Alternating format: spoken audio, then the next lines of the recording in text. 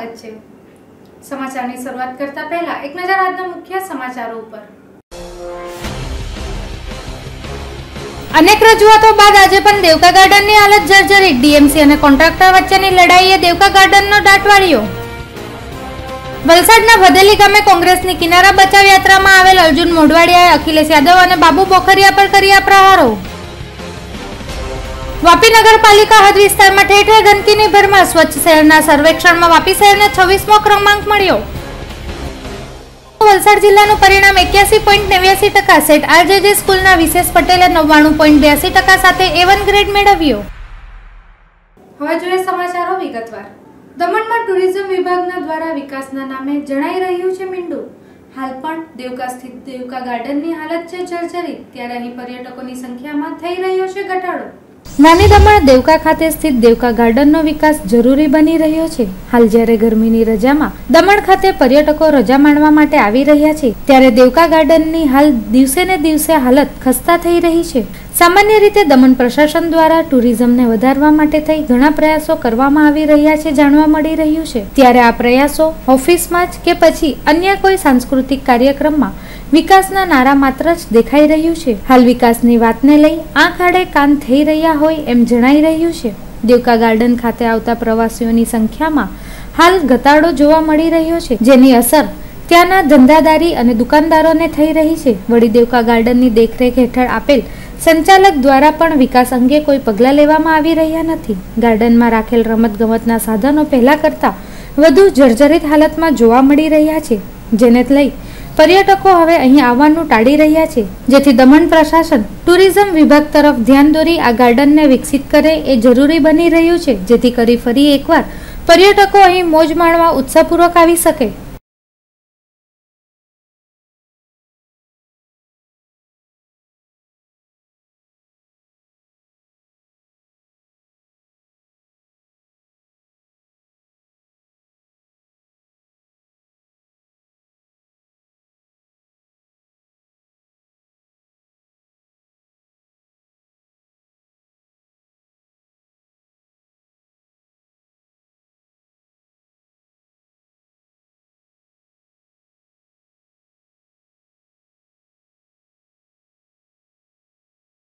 કોંગ્રેસની કિનારા બચાવ રેલી વલસાડ આવી પહોંચી, જેમાં કોંગ્રેસના પીઢ નેતા અર્જુન મોઢવાડિયાએ ભાજપના બાબુ બોખરિયા અને અખિલેશ યાદવ પર કર્યા આકરા પ્રહારો। કોંગ્રેસની માંડવીથી શરૂ કરવામાં આવેલી કિનારા બચાવ રેલી વલસાડ હિંગરાજ ભદેલી ખાતે પહોંચી હતી, જેમાં કોંગ્રેસના પીઢ નેતા અર્જુન મોઢવાડિયા ઉપસ્થિત રહ્યા હતા। તેમને ઉત્તર પ્રદેશના પૂર્વ મુખ્યમંત્રી અખિલેશ યાદવના નિવેદન પર પ્રતિક્રિયા આપતા કહ્યું હતું કે અખિલેશજીને ગુજરાતના ઇતિહાસની ખબર નથી। સૌથી વધુ બલિદાનો ગુજરાતમાંથી અપાયા હતા। આઝાદી બાદ સૌથી મોટું બલિદાન એ મહાત્મા ગાંધીનું હતું, એ પણ ગુજરાતના હતા, અને એના પછી સૌથી મોટા યુદ્ધ થયા 1965 અને 1971ના યુદ્ધમાં ગુજરાતના લોકોએ જ બલિદાન આપ્યું। આજે પણ 2 મહિનામાં ગુજરાતના જવાન જ શહીદ થાય છે, અને ગુજરાતના બલિદાનને ઓછા આંકવાની જરૂર નથી। જ્યારે બીજી તરફ ભાજપના નેતા બાબુ બોખરિયાના નિવેદન પર પ્રતિક્રિયા આપતા તેમણે કહ્યું હતું કે જે લોકોએ ક્યારેય પદયાત્રા ન કરી હોય, જે લોકોએ ક્યારેય બોટમાં મુસાફરી કરી ના હોય અને 50 લાખની ગાડીમાં મુસાફરી કરી આવી વાત કરે એમાં કોઈ નવાઈ નથી, પરંતુ મારી આવી બાબતોને ઓડિટ કરવાને બદલે ભારતીય જનતા પાર્ટી મારા પ્રશ્નોનો જવાબ આપે, જે પ્રશ્નો પ્રજાના જ છે। વર્ષો પહેલા કોંગ્રેસે જે આપણે પીઠબળ આપેલું એ પીઠબળ અને જે સવલતો આપેલી એ સવલતો આ સન્માનને પણ આપણે તાલીઓના ગરગરથી વધાવી લેવાનું। ત્યાર પછી આપણી વચ્ચે ઉપસ્થિત આપણા લેવાનું છે। ત્યાર પછી રંજીતભાઈને હું વિનંતી કરું લેવાનું છે।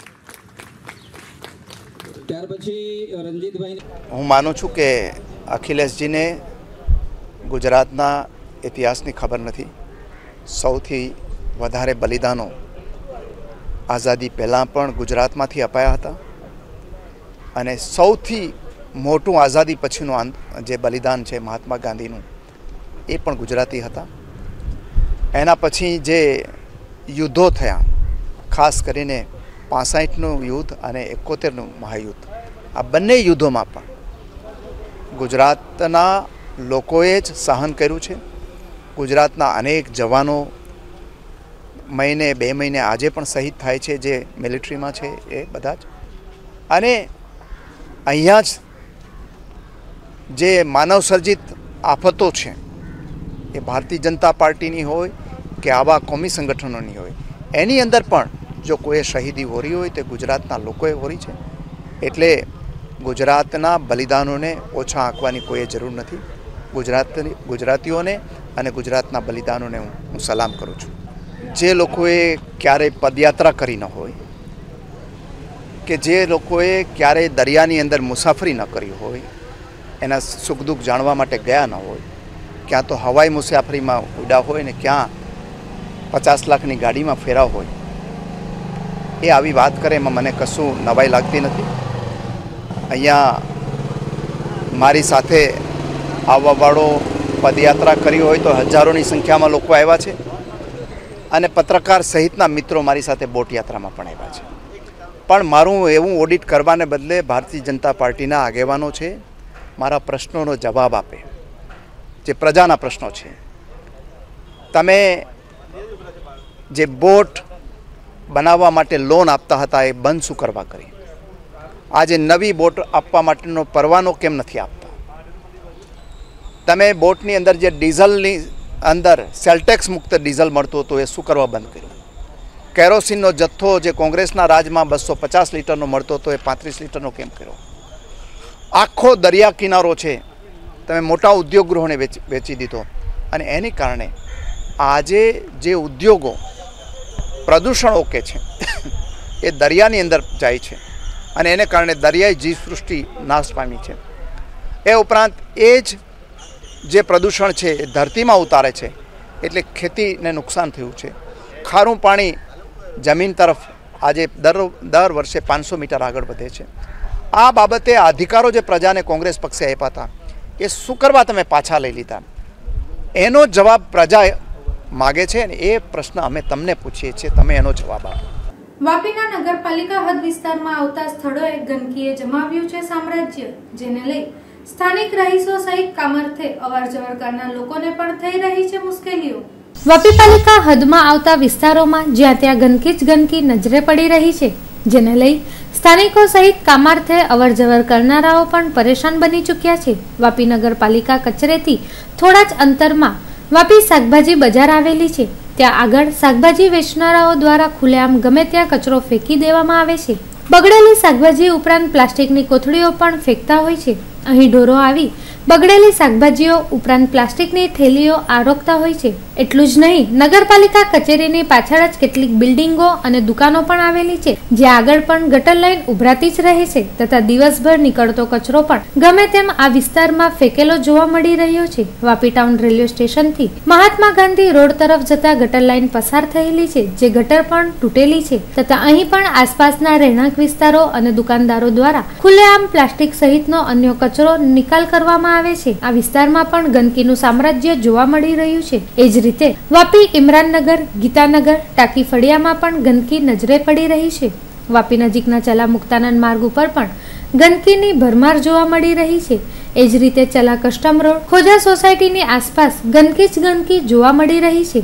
ખુલ્લેઆમ પ્લાસ્ટિકનો કચરો ગમે ત્યાં ફેંકાતો હોવાથી ગંદકી જોવા મળી રહી છે. તો અહીંથી થોડે આગળ જતા ગંદા પાણીનો નિકાલ ખુલ્લા મેદાનમાં કરવામાં આવી રહ્યો છે. જ્યાં આગળ ગંદા પાણીનો ભરાવો થયો છે ત્યાં આગળ કેટલાક ઘરો અને શાળાઓ પણ આવી છે. અહીં ગંદા પાણીના ભરાવને લઈ મચ્છરોનો ઉપદ્રવ પણ વધી રહ્યો છે. આજ દિન સુધી આ ગંદા પાણીના નિકાલ માટે કોઈ યોગ્ય પગલાં ભરવામાં આવ્યા નથી. કેટલાક સ્થળોએ પાલિકા કર્મચારી દ્વારા સમયાંતરે સાફ સફાઈ કરવામાં આવતી હોય છે, પરંતુ તે માત્ર ઉપર જ કરાતી હોય છે. કેટલાક સ્થળોએ તો કચરા પેટીઓ મૂકેલી છે તો કેટલાક સ્થળોએ કચરા પેટીઓ પણ નથી.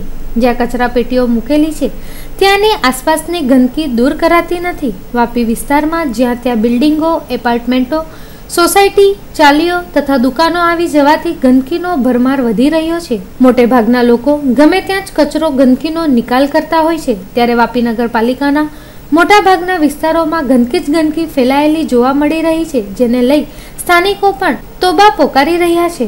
વાપી તાલુકા, વાપી શહેરમાં જે ગંદકીઓ દેખાય છે તે જોઈને લાગતું છે કે આજે ગુજરાતમાં બીજો નંબર અને ભારત દેશમાં 24મો નંબર જે આપવામાં આવ્યો છે સાફ સફાઈ દરમિયાન સ્વચ્છતામાં, પરંતુ એ લાગતું નથી, એ જણાતું નથી કે એક નંબર જે આપવામાં આવ્યો છે એ સ્વચ્છતાનો એક કયા બેઝ પર આપવામાં આવ્યો એ જાણવામાં આવતું નથી.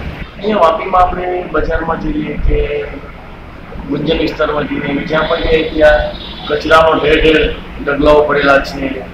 કંપની ઔદ્યોગિક નગરમાં આપણે જઈએ છીએ પીઆઈના, જ્યાં પણ કચરાનો તો એકદમ ઢગ, અને એના લીધે જે અમારા સરાઉન્ડિંગ એરિયા આવે છે કે છરવાડા, ચીરી, કોચરવા, સનવાવ, વલીટા, એમાં જે વાપીની તમામ હોસ્પિટલમાં વધારે પડતા દર્દીઓ હોસ્પિટલમાં એડમિટ થાય છે અમારા નજીકના, પણ એ ખબર નથી પડતી કે સ્વચ્છતા અભિયાનમાં નંબર કેવી રીતના આપવામાં આવી રહ્યો છે. હા, બિલકુલ કહેવામાં આવે તો સ્વચ્છતા અભિયાન એક આગળ પડે જ છે, ખરેખર એનું પાલન થતું નથી, અને મોટા પેપરોમાં, હોર્ડિંગોમાં લખવામાં આવે છે સ્વચ્છ ભારત મિશન, પરંતુ જ્યારે ઝાડુ લઈને નીકળી પડે છે પછી સ્વચ્છ દેખાતું નથી. જ્યારે કોઈ આવા તહેવારો કે આવે છે પ્રોગ્રામો, ત્યારે વલસાડ જિલ્લામાં ધોરણ 12 સાયન્સનું પરિણામ થયેલ છે જાહેર, જેમાં વલસાડ સેટ આરજેજે નો વિદ્યાર્થી વિશેષ પટેલે 99.82% સાથે A1 ગ્રેડ મેળવેલ છે.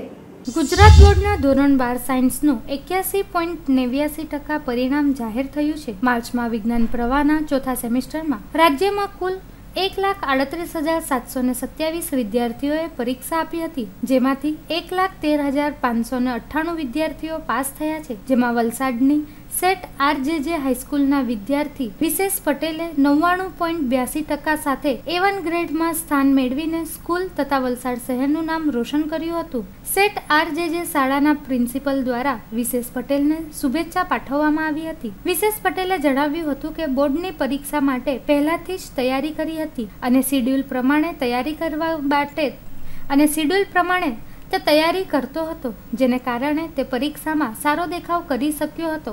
તે કોમ્પ્યુટર સાયન્સમાં જવા માંગે છે.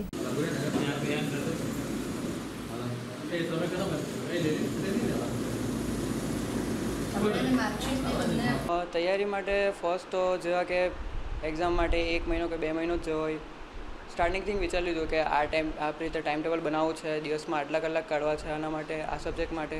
તો એ રીતે પહેલાંથી એક કાગળ ઉપર પ્લાનિંગ કરી લીધું હતું કે આ સબ્જેક્ટને આટલો ટાઈમ, આ સબ્જેક્ટને આટલો ટાઈમ, અને કેટલો ટાઈમ ટ્યુશન માટે જશે, કેટલો ટાઈમ સ્કૂલને આપવો પડશે. એટલે એક્ઝામની 2-3 મહિનાથી જ આગળ તૈયારી કરી હતી કે હવે કેટલો ટાઈમ આપવા પડશે. એમ પ્રમાણે ડેઈલી એમ કંઈ શેડ્યુલ બનાવતો, અને ભલે કોઈ દિવસ એક ચેપ્ટર મિસ થઈ જાય તો એ દરરોજ એવું નહીં કે એમ શેડ્યુલને આગળનું ફોલો નહીં કરું. કોમ્પ્યુટર સાયન્સમાં જવા ઈચ્છું છું. ચોક્કસ આ સ્કૂલના તમામ શિક્ષકો, મારા આચાર્યશ્રી તેમજ તમામ મારા ટ્યુશન ટીચર્સ અને માતા પિતા તો માત્ર એ જ આપીશ કે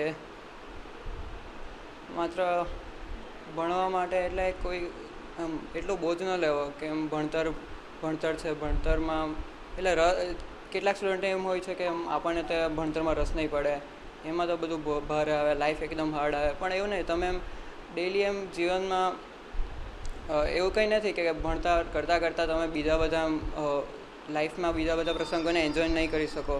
તમે પોતા એક હાર્મોનિયમ સેટ કરી શકો ભણતર સાથે, કે જેથી સારી એવી તમને રિઝલ્ટ પણ મળે અને તમે એવું પણ ન લાગે કે એકદમ તમે સ્ટ્રેસમાં છો, એકદમ માત્ર ભણતર જીવન છે.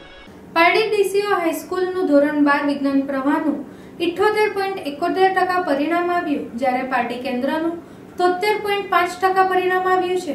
પારડી શહેરમાં રેલવે સ્ટેશન પર આવેલ ડીસીઓ સાર્વજનિક હાઈસ્કૂલ કે જે તાલુકામાં સૌથી વધારે સાયન્સના વિદ્યાર્થી ધરાવનાર સ્કૂલ હોય, આજે ધોરણ 12 વિજ્ઞાન પ્રવાહનું પારડી ડીસીઓ હાઈવેનું 78.71% સફળ પરિણામ આવ્યું હતું, જ્યારે પારડી કેન્દ્રનું 73.5% પરિણામ આવ્યું હતું. પારડી ડીસીઓ હાઈસ્કૂલમાં પારડી તાલુકાના કોટલાવ ગામની રહેવાસી વિશાખા ગુલાબભાઈ પટેલ 650 માર્ક્સમાંથી 558 માર્ક્સ મેળવી 85.84% સાથે શાળામાં પ્રથમ આવી છે, જ્યારે પારડી બાલાખાડી અતુલ પાર્ક ખાતે રહેતી પાયલ મહેશભાઈ પટેલ 650 માર્કમાંથી 544 માર્ક મેળવીને 83.69% સાથે શાળામાં બીજા ક્રમે આવેલ છે. ઉદવાડા રેલવે સ્ટેશન ઝંડાચોક વિસ્તારમાં રહેતી ભૂમિ હીરુભાઈ જાદવ 650 માર્કમાંથી 534 માર્ક મેળવીને 82.15% સાથે શાળામાં ત્રીજા ક્રમે આવી છે. ડીસીઓ શાળાના આચાર્ય સુશીલાબેન સિંહલ, ઇન્ચાર્જ સુપરવાઇઝર મીતાબેન, વિજ્ઞાન શિક્ષક જ્યોત્સનાબેન રાણા સાથે 12 શિક્ષકોની ટીમે તમામ વિદ્યાર્થીઓને અભિનંદન સાથે શુભકામનાઓ પાઠવી હતી.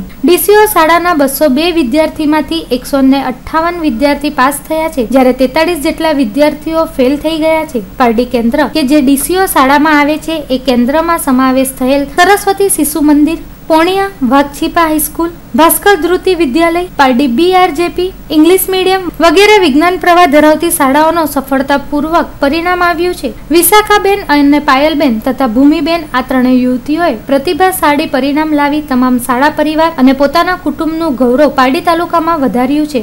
આ ત્રણેય યુવતીઓ ધોરણ 12માં સફળતા મેળવ્યા બાદ ડોક્ટર અને એગ્રીકલ્ચર ઓફિસર બનવા તરફ પ્રગતિશીલ દિશા નક્કી કરશે. શાળાના પ્રમુખ જવાહરલાલ દેસાઈ, ઉપપ્રમુખ હેમંતભાઈ દેસાઈ, ખજાનચી દેવાંગભાઈ ભટ્ટ સાથે તહેમીનાબેન દમણવાલા, ટ્રસ્ટી પ્રમુખ તમામે વિદ્યાર્થીઓને અભિનંદન તથા શુભેચ્છાઓ પાઠવી હતી.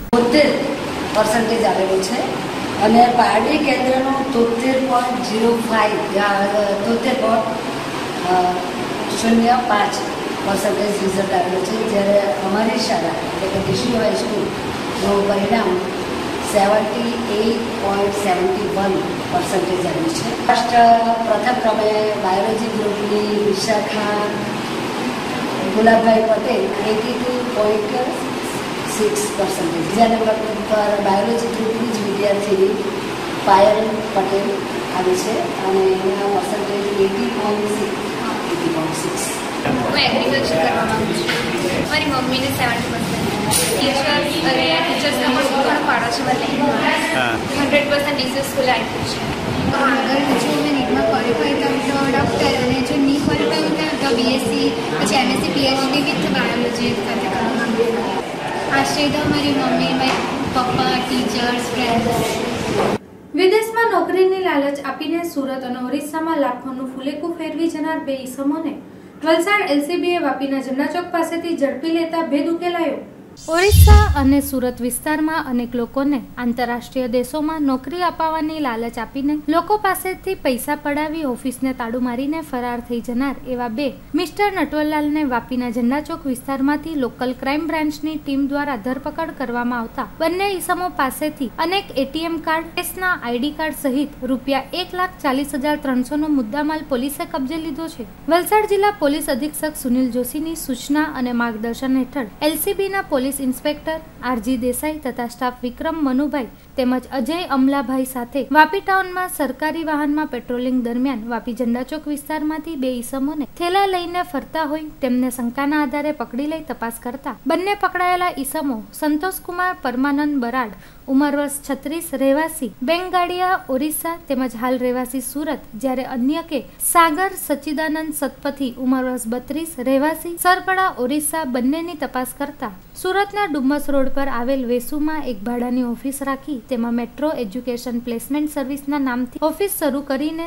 તેમ એજ્યુકેટેડ વ્યક્તિઓને વિદેશમાં જોબ આપવાની લોભામણી જાહેરાતો ન્યૂઝપેપરમાં આપીને ગ્રાહકોના ભેગા કરેલા રૂપિયા 19 લાખથી પણ વધુ રકમ લઈને ઓફિસ બંધ કરીને બંને ઈસમો રાતોરાત પોતાના વતન ઓરિસ્સા ખાતે નાસી ગયેલા હતા. જે બાબતે સુરત શહેરના ઉમરા પોલીસ સ્ટેશનમાં પણ ગુનો નોંધાયો હોવાનું જાણવા મળ્યું હતું. જે ગુનામાં સુરત પોલીસે સંતોષ બારડને ધરપકડ અગાઉ થઈ ચૂકી છે, ત્યારે સાગર સતપથી આજે પણ વોન્ટેડ હોવાનું જાણવા મળી રહ્યું હતું. પકડેલા બંનેએ સુરતમાં લાખો રૂપિયાની છેતરપિંડી કર્યા બાદ ઓરિસ્સા રાજ્યના ખુરગા જિલ્લાના મુકુંદ પ્રસાદ પોલીસ સ્ટેશનની હદમાં પણ સુરત જેવી જ મોડેસ થી મેગા કન્સલ્ટન્સીના નામે ઓફિસ ચાલુ કરીને ત્યાંના શિક્ષિત વ્યક્તિને વિદેશમાં જોબ અપાવવાની લોભામણી જાહેરાત ન્યૂઝપેપરોમાં આપીને ગ્રાહકો ભેગા કરી તેમને વિદેશ મોકલવાના બહાને તેમની પાસે ફી પેટે ₹40 લાખથી પણ વધુ રકમ લઈને ઓફિસ બંધ કરીને રાતોરાત તે પોતાના વતન ઓરિસ્સાથી મુંબઈ આવતા રહેલા અને ત્યાંથી ગુજરાત વાપી દમણમાં આવીને તેઓ ઓફિસ શરૂ કરી અહીં પણ તેમનો કિમિયો અજમાવવાની ફિરાકમાં હતા. પરંતુ સ્થાનિક ગુના શોધક શાખાના હાથ બંને ઈસમો ચડી જતા સુરત અને ઓરિસ્સામાં અનેક લોકો સાથે કરવામાં આવેલ ઠગાઈનું આખું કૌભાંડ બહાર આવ્યું છે. પકડાયેલા બંને પાસેથી પોલીસે ઢગલાબંધ એટીએમ કાર્ડ, ક્રેડિટ કાર્ડ તેમજ ઓરિસ્સાના પ્રેસના આઈ કાર્ડ કબજે લીધા હતા. તેમજ ડઝનબંધ સિમ કાર્ડ પણ તેમની પાસેથી મળી આવ્યા હતા, જેનો તેઓ આ ગોરખ ધંધામાં ઉપયોગ કરતા હતા. વલસાડ પોલીસે આ બંને આરોપીઓની ધરપકડ કરીને ઓરિસ્સા પોલીસ અને સુરત પોલીસને જાણ કરી છે. આ કામે હકીકત એવી છે કે ગઈકાલના રોજ એલસીબી શાખાના અધિકારી દ્વારા વાપી ટાઉનમાંથી 2 વ્યક્તિઓની શંકાસ્પદ અટકાયત કરેલી છે. બંને વ્યક્તિઓની પૂછપરછ કરતા અને બંને વ્યક્તિઓની સમજણતી કરતા તેઓ પાસેથી મોબાઈલ અને સિમ કાર્ડ અને ઘણા બધા એટીએમ કાર્ડ, પાસપોર્ટ, આ બધી વસ્તુઓ, કેશ પૈસા, ઘણી બધી શંકાસ્પદ વસ્તુઓ એમના સમજણતીમાંથી મળી આવેલી. જે આધારે તેની પૂછપરછ કરતા બંને આરોપીઓ જે છે અગાઉ સુરતના ઉમરા પોલીસ સ્ટેશનમાં 287/2015થી 4420 ગુનો દાખલ થયેલો. એની અંદર લોકો સાથે છેતરપિંડી કરી અને આ પૈસા લઈને ત્યાંથી 19 લાખ રૂપિયા જેટલી રકમની છેતરપિંડી કરીને ત્યાંથી ભાગી ગયેલા. અને ત્યારબાદ આરોપીની પૂછપરછ કરતા બીજો એક 40 લાખ રૂપિયા જેટલી રકમની છેતરપિંડી તેઓએ ઓરિસ્સા ખાતે પણ કરેલી હોય. એટલે ઓરિસ્સા પોલીસનું જે મુકુંદ પ્રસાદ પોલીસ સ્ટેશન છે ત્યાં પણ આ બંને વિરુદ્ધમાં ગુનો દાખલ થયેલો છે. એટલે આ ગુનાના કામે 41(1) મુજબ આરોપીને અટક કરી અને અત્રે આરોપીનો કબજો સોંપેલ છે. આ બાબતે ઉમરા પોલીસ સ્ટેશન અને ઓરિસ્સા પોલીસને આરોપીનો કબજો મેળવી આગળની કાર્યવાહી કરવા જાણ કરવામાં આવે છે. દમણના બિલ્ડર એસોસિએશનના પ્રમુખ અને ફાઉન્ડર એવા નઝીર ઢીંગમારે રાજી ખુશીથી પ્રમુખ પદેથી આપ્યું છે રાજીનામું. ત્યારે નવા પ્રમુખ તરીકે હરીશ કોદરાવાળાનું નામ ચર્ચાઈ રહ્યું છે. દમણ બિલ્ડર એસોસિએશનના ફાઉન્ડર તેમજ પ્રમુખ નઝીર ઢીંગમારે પ્રમુખ પદેથી રાજી ખુશી રાજીનામું આપેલ છે.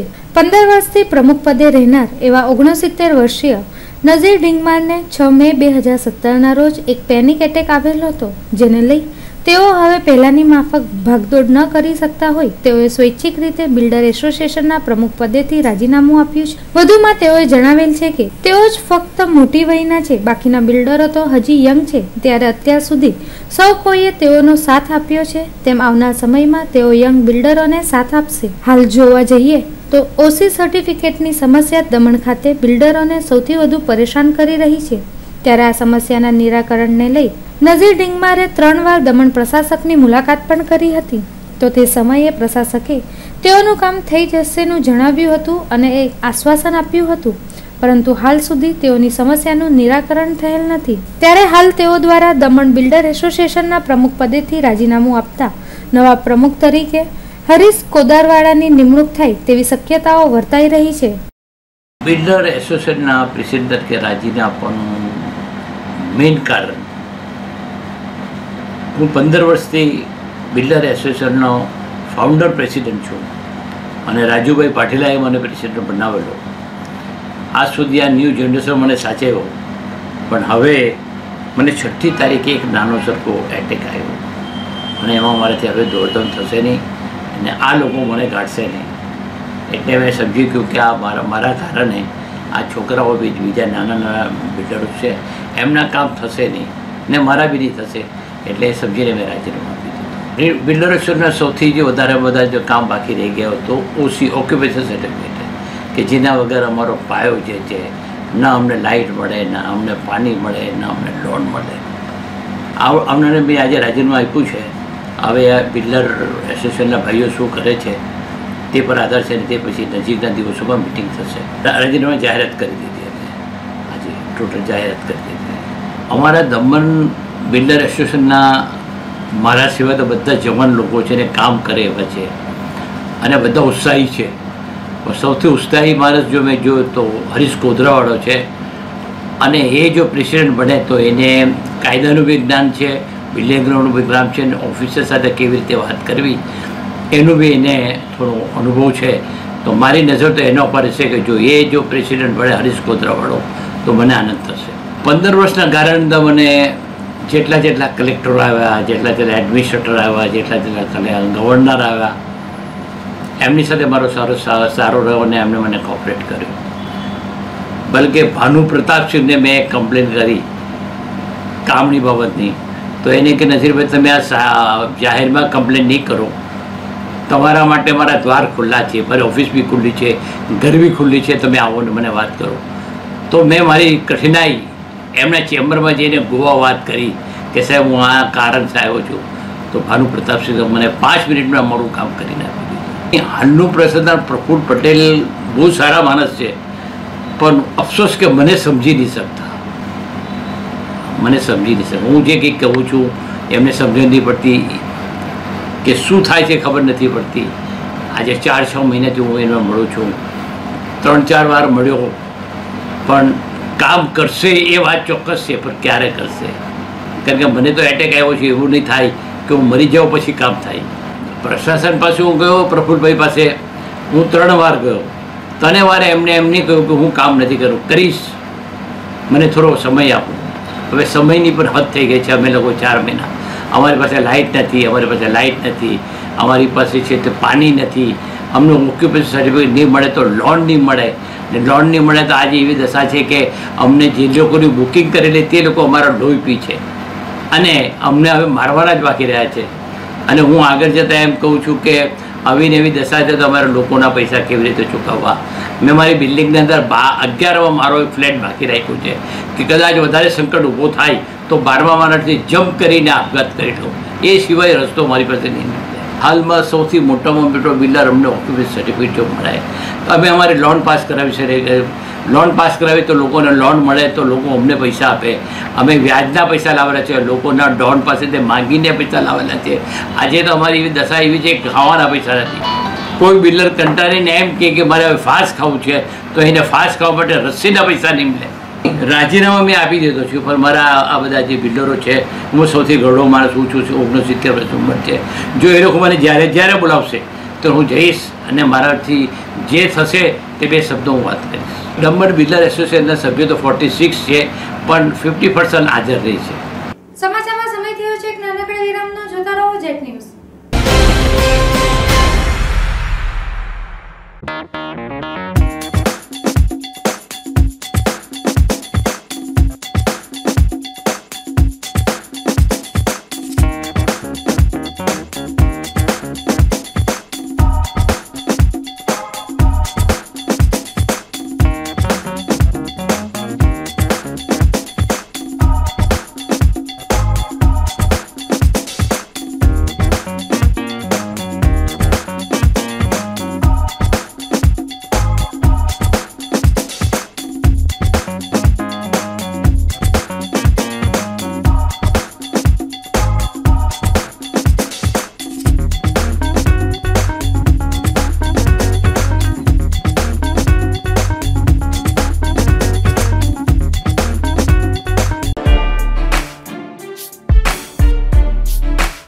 એસપી ઓપ્ટિકલ આંખોની સંભાળ માટેનું નવું સરનામું, જ્યાં તમને મળશે દરેક પ્રકારની આધુનિક સુવિધા.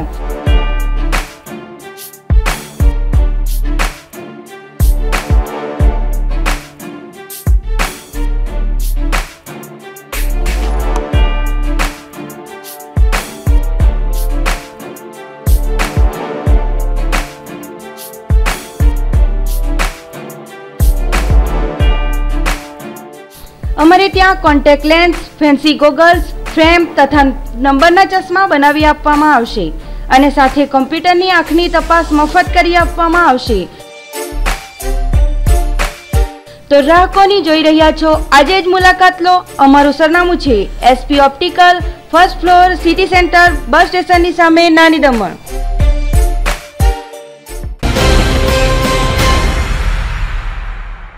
વિરામ બાદ આપનું સ્વાગત છે. ગુજરાત પ્રદેશ કોંગ્રેસ કમિટી દ્વારા આયોજિત કિનારા બચાવ બોટ યાત્રાનું કરવામાં આવ્યું છે આયોજન, જેના અનુસંધાને વાપી ખાતે એક બેઠકનું કરાયું હતું આયોજન, જેમાં અહેમદ પટેલના સ્વાગતને લઈ થઈ હતી ચર્ચાઓ.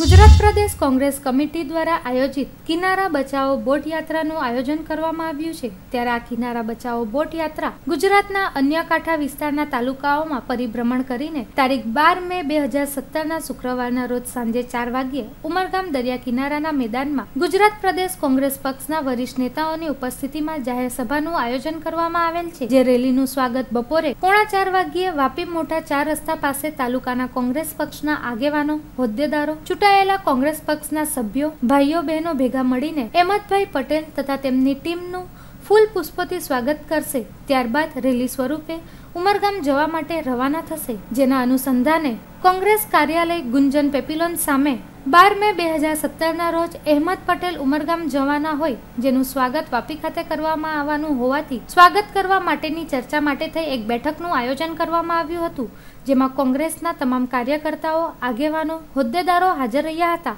કે માંડવીથી નીકળીને ઉમરગામમાં કાલે જેની પૂર્ણાહુતિ છે કિનારો બચાવો યાત્રા, એટલે પૂર્ણાહુતિ માટે અહેમદભાઈ પટેલ ખાસ પૂર્ણાહુતિ કરવા માટે ઉમરગામ ખાતે પધારવાના છે અને એના માટે કાલે વાપીથી પસાર થશે 4 વાગે। 4 વાગે અમે વાપી કોંગ્રેસ શહેર તરફથી એમનું સ્વાગત કરશું 4 રસ્તા ઉપર અને પછીથી અમે બાઇક રેલી રૂપે એમની સાથે જોડાઈશું। ત્યાં સભાનું આયોજન છે કાલે, ત્યાં કિનારા બચાવો યાત્રાની કાલે પૂર્ણાહુતિ છે ઉમરગામ ખાતે કાલે 4:30 ની આસપાસના ઉમરગામ ખાતે પૂર્ણાહુતિ।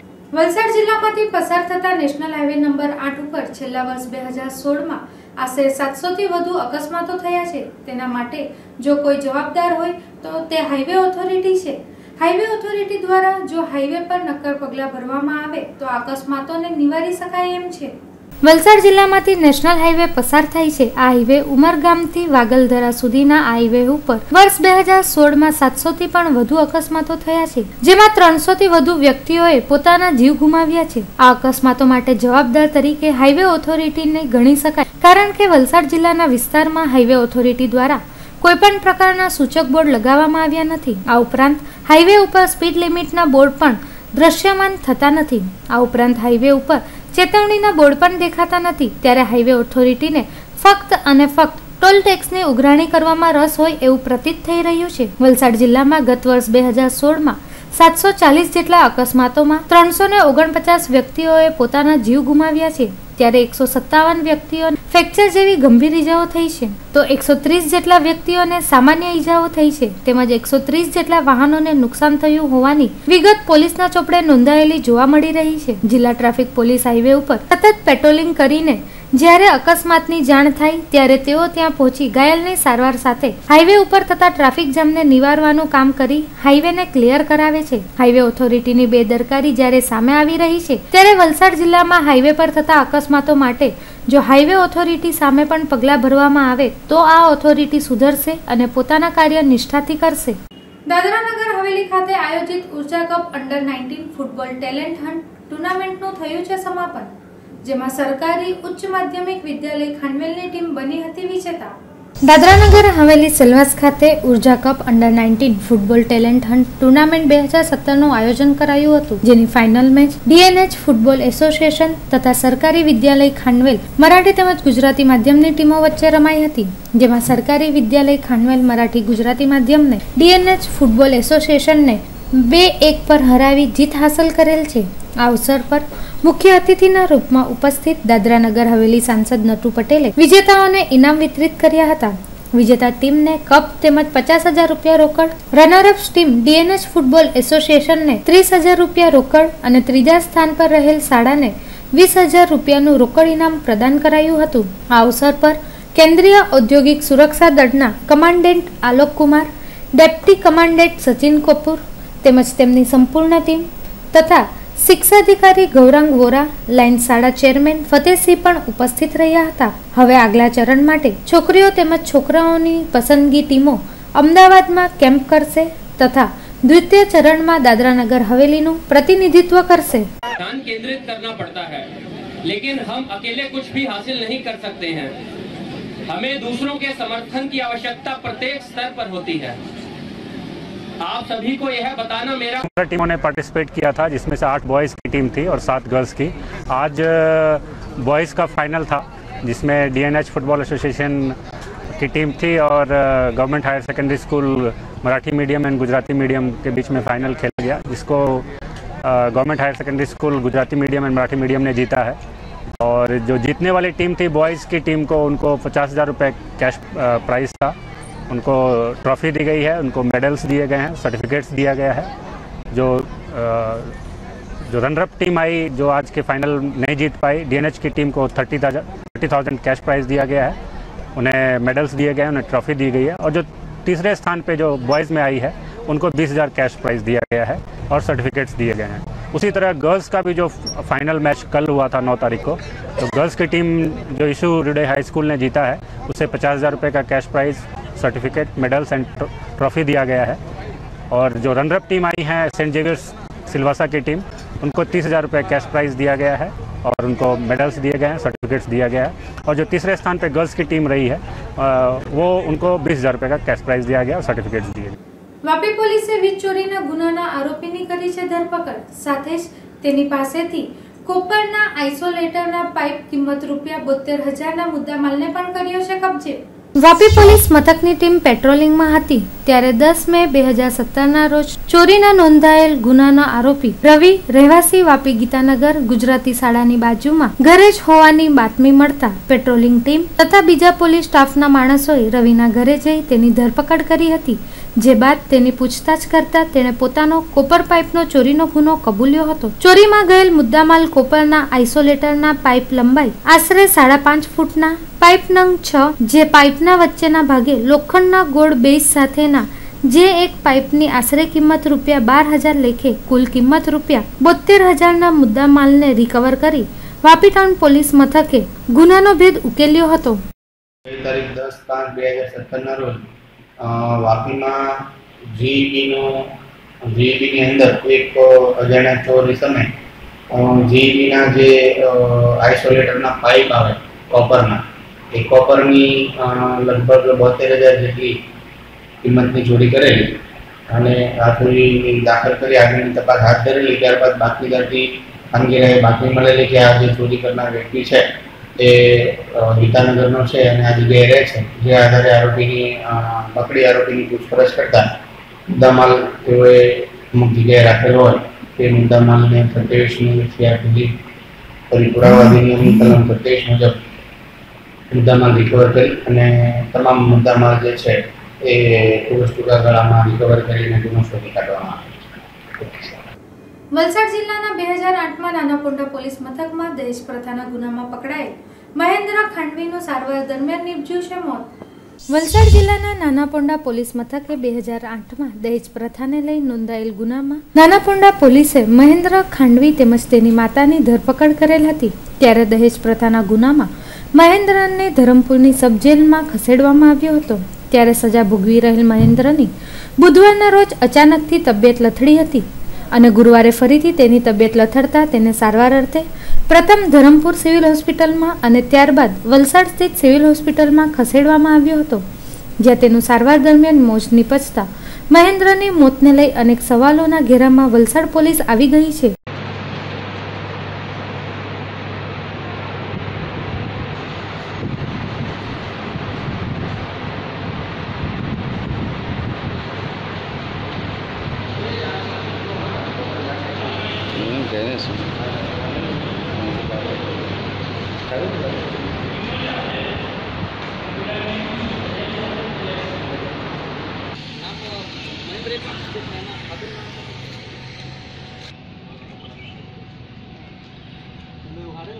વાપી પોલીસે પેટ્રોલિંગ દરમિયાન ચોરીના ગુનામાં સંડોવાયેલ આરોપીની સીસીટીવી કેમેરાના ફૂટેજને આધારે કરી છે ધરપકડ। સાથે જ તેણે ચોરી કરેલ રૂપિયામાંથી 30,000 રોકડ સાથે ચોરીના રૂપિયામાંથી ખરીદેલ સામાનને પણ લીધો છે કબજે। વલસાડ પોલીસ અધિક્ષકનાઓની સૂચના અને માર્ગદર્શન મુજબ વાપી ટાઉન પોલીસ મથક હદ વિસ્તારમાં વાપી પોલીસની ટીમ મિલકત સંબંધી ગુનાઓ અટકાવવા અંગેની તથા બનેલ ગુનાઓ શોધી કાઢવા અંગે પેટ્રોલિંગમાં હતી। ત્યારે 9 મે 2017ના રોજ દાખલ થયે ગુનાના સીસીટીવી કેમેરાની ફૂટેજ કબજે લઈ તેના આધારે તપાસ કરતા આ ગુનાના આરોપી વાહિદ અલી આબિદ અલી ખાન, રહેવાસી વાપી નામદા ખડકલાની ધરપકડ કરી હતી। તેની તપાસ કરતા પૂછપરછમાં તેણે 80,000 રૂપિયા મળેલ હોવાનું જણાવ્યું હતું। જ્યારે અંગ ઝડતી કરતા રૂપિયા પૈકી તેની અંગ ઝડતીમાંથી ₹6,130 રૂપિયા મળેલ છે। તેમજ ચોરીમાં મળેલ રૂપિયામાંથી તેણે ઘર વપરાશ માટે કરિયાણું તથા પોતાના માટે દમણ ખાતેથી કપડાં તેમજ મોબાઈલ ફોન ખરીદેલું હોવાનું જણાવ્યું હતું અને બાકીના બચેલ રૂપિયા તેણે જમીનમાં દાટી સંતાડેલ હતા। ત્યારે પુરાવા અધિનિયમ મુજબ 30,000 રૂપિયા પોલીસે રિકવર કરેલ છે। તેમજ ચોરીમાં મળેલ રૂપિયામાંથી ખરીદેલ કરિયાણું તથા કપડાં તેમજ મોબાઈલ ફોન રિકવર કરી ચોરીમાં ગયેલ તમામ મુદ્દામાલ રિકવર કરવામાં આવ્યો છે।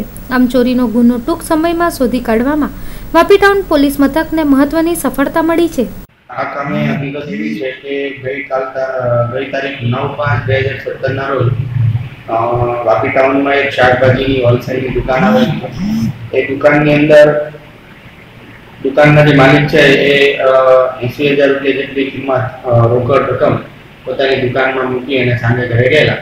એમના મજૂરો જે છે દુકાનની અંદર સુતા હતા અને એ લોકો જ્યારે જમવા ગયા ત્યારે દુકાનનો જે જાણભેલું વ્યક્તિએ ટીપ આપેલી કે આ દુકાનની અંદર એટલા પૈસા અમારા શેઠ રાખે છે. જે આધારે વાહિદ નામનો એક વ્યક્તિ છે તેઓએ દુકાનમાંથી દુકાનની અંદર પ્રવેશ કરી અને દુકાનનું જે ડ્રોવર હતો એ ડ્રોવરને તોડી અંદરથી 80,000 રૂપિયા જેટલી રકમની ચોરી કરી અને નાસી ગયેલો. ત્યારબાદ સીસીટીવી ફૂટેજ ચેક કરતા આરોપીની ઓળખ થયેલી અને આરોપીને ધરપકડ કરી અને તેઓ પાસેથી તમામ મુદ્દામાં ચોરીના કામે જે ગયેલો એ મુદ્દામાં રિકવર કરવામાં આવે છે. આરોપીના જે જગ્યાએ પોતે રહે છે ત્યાં બળતરાની છાલમાં જે જગ્યાએ આરોપી રહે છે ત્યાંથી જ અટક કરવામાં આવે અને આરોપીએ 80,000 રૂપિયામાંથી પોતાના ઘર માટે કરિયાણું અને કપડાં, વોચ, મોબાઈલ આવી બધી વસ્તુ જે ખરીદ કરેલી એ બધી મુદ્દામાં પણ કબજે કરવામાં આવે છે. સમાચારના અંતમાં ફરી એક નજર આજના મુખ્ય સમાચારો ઉપર. અનેક રજૂઆતો બાદ આજે પણ દેવકા ગાર્ડનની હાલત જર્જરિત. ડીએમસી અને કોન્ટ્રાક્ટર વચ્ચેની લડાઈએ દેવકા ગાર્ડનનો દાટ વાળ્યો. વલસાડના ભદેલી ગામે કોંગ્રેસની કિનારા બચાવ યાત્રામાં આવેલ અર્જુન મોઢવાડિયાએ અખિલેશ યાદવ અને બાબુ બોખરિયા પર કર્યા પ્રહારો. વાપી નગરપાલિકા હદ વિસ્તારમાં ઠેર ઠેર ગંદકીની ભરમાર. સ્વચ્છ શહેરના સર્વેક્ષણમાં વાપી શહેરને 26મો ક્રમાંક મળ્યો. વલસાડ જિલ્લાનું પરિણામ 81.89%. સેટ આરજેજે સ્કૂલના વિશેષ પટેલે 99.82% સાથે A1 ગ્રેડ મેળવ્યો. તો દર્શક મિત્રો, આ હતા અત્યાર સુધીના સમાચારો. નવા સમાચારો સાથે ફરી મળીશું. ત્યાં સુધી રજા આપશો. નમસ્કાર.